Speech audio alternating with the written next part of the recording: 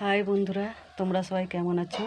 আমি ভালো আছি। দেখো আমার কাকিমা আজকে মাংস রান্না করছে। দেখো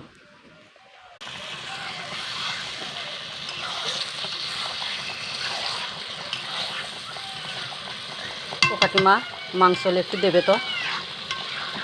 হবে নি দিয়ে দেবো একটা। কষা হও, দেরি আছে এখন। ও করলা এখন ছাড় দিবে কি এটা করে কই দিলাম।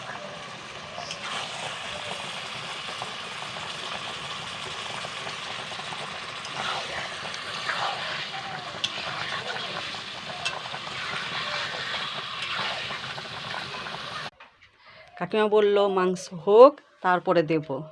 হোক, অপেক্ষা করি খাওয়া অবধি। যখন খেতে দেবে তখন খাবো।